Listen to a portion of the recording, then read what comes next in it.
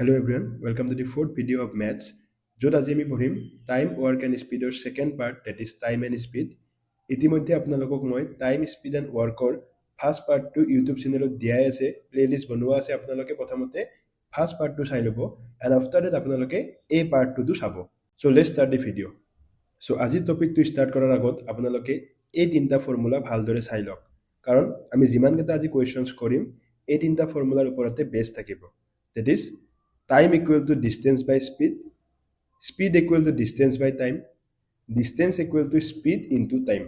তো ভালদৰে আপোনালোকে যদি এটা ফৰ্মুলা মনত ৰাখে বাকি দুটা ফৰ্মুলা আপোনালোকৰ হৈ যায়। So now let's do some questions. Okay, let's start with the first question.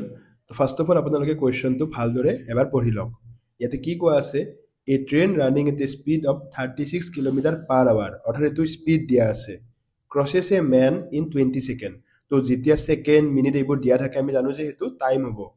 What is the length of the train?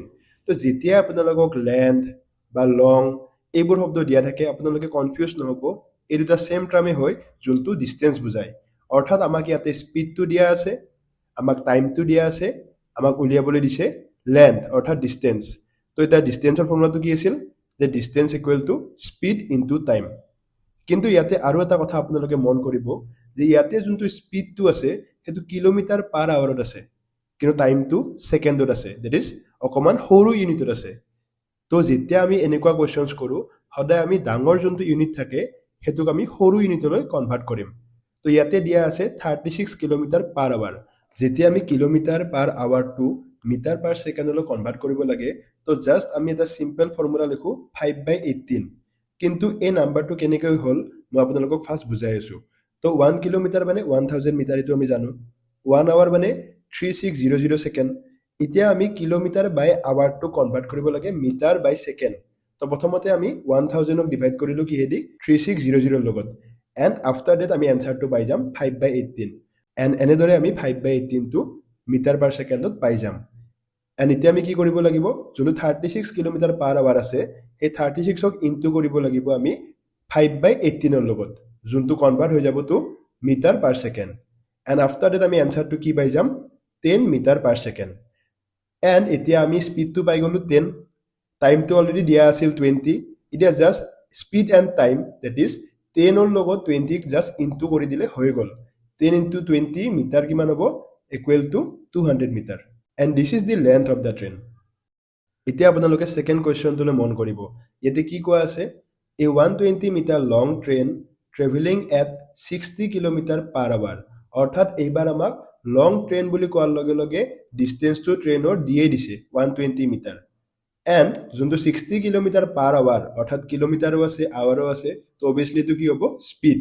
তো আমি স্পীড পাই গ'লোঁ, ট্ৰেইনৰ ডিষ্টেন্স পাই গ'লোঁ, ক্ৰছেছ এ ব্ৰিজ ইন 18 ছেকেণ্ড। তো আমি টাইমটোও পাই গ'লোঁ, ডেট ইজ 18 ছেকেণ্ড। কিন্তু যদি তিনিটা দিয়াই আছে আমাক উলিয়াবলৈ কি দিছে, find the length of the bridge. That is ইয়াতে লেন্থ শব্দটোৱে ইউজ কৰিছে। তো মই আপোনালোকক কৈছিলোঁ যে লেন্থে হওক বা লং শব্দই হওক দুয়োটাই কিহত পৰে, ডিষ্টেন্সত পৰে। তো ইয়াতে আমি ডিষ্টেন্স ইকুৱেল টু ফাৰ্ষ্ট লিখি ল'ম 120 + x। 120 লিখিছোঁ কাৰণ ট্ৰেইনৰ যোনটো লেন্থ আছিল সেইটো 120 মিটাৰ আছিল, প্লাছ এক্স অৰ্থাৎ ব্ৰিজৰ যোনটো লেন্থ সেইটো আমি নাজানো। তো জাষ্ট আমি ইয়াতে এক্স হিচাপে ইমাজিন কৰি লৈছোঁ। নেক্সট টাইমটো লিখি ল'লোঁ আমি 18 ছেকেণ্ড, যোনটো আমাক দিয়া আছে। এণ্ড স্পীডটো দিয়া আছে 60 km/h। বাট মই আপোনালোকক কৈছিলোঁ অলৰেডি যে আমি এইটো কনভাৰ্ট কৰিব লাগিব টু স্মল ইউনিট, যিহেতু টাইমটো ছেকেণ্ডত আছে। তো প্ৰথমতে আমি স্পীড যোনটো আছে যদি 60 km/h সেইটোক আমি মিটাৰ/ছেকেণ্ডলৈ কনভাৰ্ট কৰিম, যোনটো আমাৰ হৈ যাব 50/3 মিটাৰ/ছেকেণ্ড। এণ্ড আফটাৰ ডেট আমি যোনটো ফৰ্মুলা আছিল that is distance equal to speed into time, সেই ফৰ্মুলাটো আমি প্ৰথমতে বহাই ল'ম। এণ্ড এতিয়া ডিষ্টেন্সটো আমাৰ হৈ যাব 120 + x ইকুৱেল টু টাইম আমাক দিয়া আছিল 18 ইনটু স্পীডটো কিমান হ'ব 50/3। এণ্ড আফটাৰ ডেট আমি ইয়াতে কি পাই যাম 120 + x ইজ ইকুৱেল টু 300।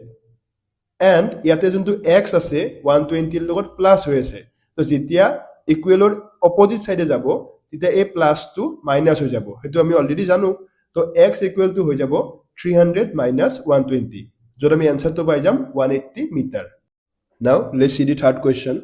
তো এইবাৰ থাৰ্ড কুৱেশ্যনটো আপোনালোকক কোৱা হৈছে, if a 90 metre long train অৰ্থাৎ ডিষ্টেঞ্চটো দি দিছে ট্ৰেইনৰ ক্ৰছেছ এ 210 মিটাৰ লং প্লেটফৰ্ম আপোনালোকক প্লেটফৰ্মৰ যোনটো ডিষ্টেঞ্চ দ্যাট ইজ 210 এণ্ড ট্ৰেইনৰ যোনটো ডিষ্টেঞ্চ 90 এই দুয়োটা আপোনালোকে ডিষ্টেঞ্চৰে পাই গ'ল এই আপোনালোকে ডিষ্টেঞ্চতে পাই গ'ল তো আপোনালোকক এইবাৰ ডিষ্টেঞ্চ দুয়োটাই দিয়া আছে দ্যাট ইজ ডিষ্টেঞ্চ হৈ যাব 90 প্লাছ 210 মিটাৰ যোনটো আমাৰ হৈ যাব 300 মিটাৰ এণ্ড আফটাৰ দ্যাট আপোনালোকক কোৱা আছে ইন 20 সেকেন্ড অৰ্থাৎ টাইমটো দিয়া আছে আমাক 20 সেকেন্ড আৰু আমাক কোৱেশ্চন সুধিছে যে what is the speed of the train তো এইবাৰ আমাক স্পীডৰ কথা সুধিছে তো যেতিয়া আপোনালোকে দেখা পাইছে যে ইয়াতে ডিষ্টেঞ্চটো মিটাৰত আছে টাইমটো সেকেন্ডত আছে তো অবভিয়াছলি আমি মিটাৰ পাৰ সেকেন্ডতে লৈ যাম কিন্তু এক্সামত কেতিয়াবা কি হয় যে এনসাৰবোৰ কিলোমিটাৰ পাৰ আৱাৰত থাকিব পাৰে অপচনত তো সেইভাবে আপোনালোকে কি কৰিব লাগে মই কৈ আছো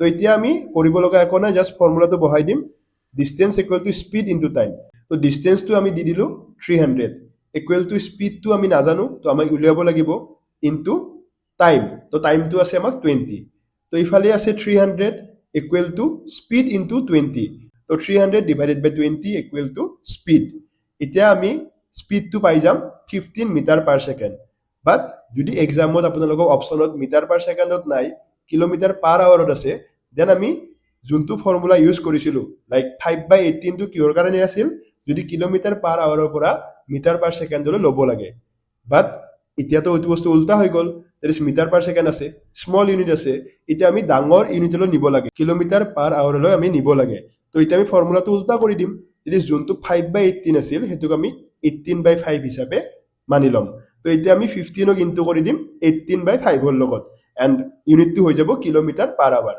এণ্ড আফটাৰ দ্যাট আমি এনসাৰটো পাই যাম 54 kilometre per hour now let's see the fourth question তো ইয়াতে আপোনালোকক কোৱা হৈছে a car travels at a speed of 40 kilometre per hour covering a distance of 120 kilometre তো ইয়াতে আপোনালোকক ডিষ্টেঞ্চ আৰু স্পীডটো অলৰেডি কোৱা আছে বাট আপোনালোকক সুধিছে এতিয়া কি what is the time taken by the car তো এতিয়া টাইমটো সুধিছে তো সিম্পলি আপোনালোকে এটা বস্তু চাব ইয়াতে ডিষ্টেঞ্চটো কিলোমিটাৰত আছে এণ্ড স্পীডটো কিলোমিটাৰ পাৰ আৱাৰতে আছে এটি সেম ইউনিটত আছে তো আমি এটো কোনো কনভাৰ্ট কৰিব লগা নাই তো ডাইৰেক্ট আমি ফৰ্মুলা মতে বহাই দিম যে distance equal to speed into time তো ডিষ্টেঞ্চটো হৈ যাব 120 ইকুৱেল টু যোনটো স্পীড আছিল সেইটো আমাক দিয়া আছে 40 into time and after that যোনটো টাইম আছে হেতু আমাৰ কি হৈ যাব 120 ডিভাইডেড বাই 40 দ্যাট ইজ আনসাৰটো হৈ যাব 3 আৱাৰ্স যেহেতু স্পীডটো আৱাৰ্সত আছিল তো ইয়াতে আপোনালোক কোৱেশ্চনটো দিয়া আছে a car travels at a speed of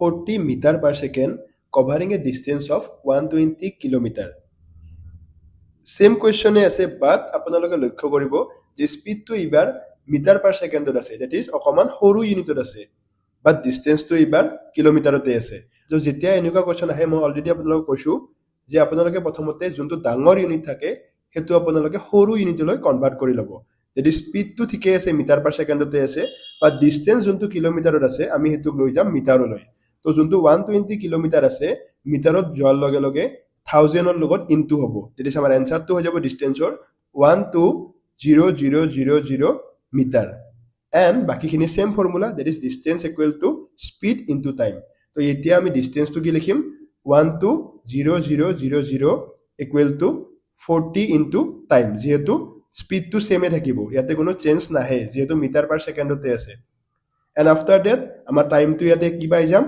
যেতিয়া 12000 টোক ডিভাইড কৰিম 40 ৰ লগত আমি এনসাৰটো পাই যাম 3000 কিন্তু এইবাৰ আমি আৱাৰ্সত নেলিখো এইবাৰ আমি কিহত লিখিম সেকেন্ডত লিখিম যেহেতু স্পীডটো আমাক মিটাৰ পাৰ সেকেন্ডত আছিল সো এইখিনি আছিল আজিৰ কোৱেশ্চনছবোৰ আই হোপ আপোনালোকে সকলোখিনি কোৱেশ্চনছ বুজি পালে তো প্ৰেক্টিছ কৰিবলৈ মই আপোনালোকক টেলিগ্ৰামত কেইটামান কোৱেশ্চন দি দিম সো যোনে এতিয়া টেলিগ্ৰাম গ্ৰুপটো জয়েন কৰা নাই আপোনালোকে জয়েন কৰি ল'ব পাৰিব মই টেলিগ্ৰামৰ গ্ৰুপৰ লিংকটো ডেসক্ৰিপচনত দি দিম তো thank you have a nice day